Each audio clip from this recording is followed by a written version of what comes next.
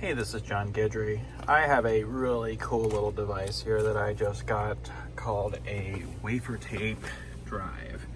This little drive was originally supposed to be released by TI around 1983-84 for the compact computer 40, TI 992, TI 998, you know, anything that used this Hexbus protocol, which is kind of a predecessor to USB. If you look on the back of this drive here, there's actually, and you can't really see, but there's an 8-pin connector here that's daisy chainable between device and device. And this little Wafertape drive actually could have different lengths of tape in it. Works on 4 AA batteries or a AC 9201 adapter. The tapes that I have are 5 foot in length, which I believe were 4 kilobytes if I read the internet correctly. So this little sucker could, load 4 kilobytes inside of. I'm just going to leave this one in here and show you this one. They're really tiny. It looks like almost like an 8-track that's in an endless loop, and which it is, right? And you actually have to put a little sticker over this to actually write to it. Otherwise, by default, it's write protected, which I kind of learned the hard way. So for here, what we're going to do is we have a little bitty. I don't think that there's anything in here. I think I did a new. Yep. There's a new on here, so there's nothing in here. So I actually have a program called one.john. We're going to load it off of this Wafertape. And so it's just sitting here. So let's go ahead and I'm gonna go ahead and do the old, hit enter. And this is gonna actually take probably a good 2 minutes if it were any indication of last time. I actually did the save to this already, but you notice there's an IO on the CC-40 up here. So it's just kind of sitting here. You can hear the tape going. In the meantime, while this thing's going, let's tell you a little bit about these tapes. They actually came in different lengths. So they had 5 foots. I don't know what TI was originally going to sell, but these were originally made for a device called the Exatron Stringy Floppy, which was sold mainly for the TRS-80 back in the day. I believe they were also in some synthesizers as well, and these things were notoriously unreliable. Unreliable in the fact that they had issues saving and loading on them, so it's kind of rare to get one that's actually working properly. But secondly, if you tried to actually take this tape that I saved something on here, and oh, it looks like it did. So did all of us do it in the list? Oh, there's my program. Oh, yay!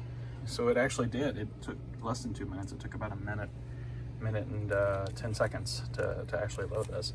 But anyway, the Exatron Stringy Floppy was notoriously unreliable. So if I took this tape and tried to bring it over to somebody else's Wafertape drive, it would be a crapshoot whether it would load on it or not.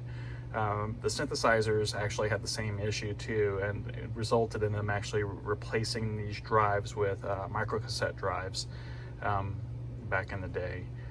The TI actually on these CC-40s on the back of the box, it advertised, it had a picture of this Wafertape drive, but it actually said Wafertape drive no longer available, because they were so unreliable that I believe Texas Instruments did not want to release these. They just had so many problems with them, and it's kind of cool seeing a box full of these things. There's a 10-pack of the 5-footers tapes, brand new. They look just like this. Mine don't have any Texas Instruments branding or anything. They're probably straight from the Exatron Corporation factory. But anyway, they had all kind of really cool, hopes for this being the mass storage solution for the CC-40, for the 992 and the 998, because it was really small, compact. It was probably cheap at the time, but As far as reliability, nah. So they actually had other couple storage things in prototype. They had a Hexbus 5¼ inch floppy drive that actually, I know several people that have prototypes of those, and they actually work really well. They do double-sided, double-density TI-99 format. I believe it's 320K instead of 360K because of the different sectors per track.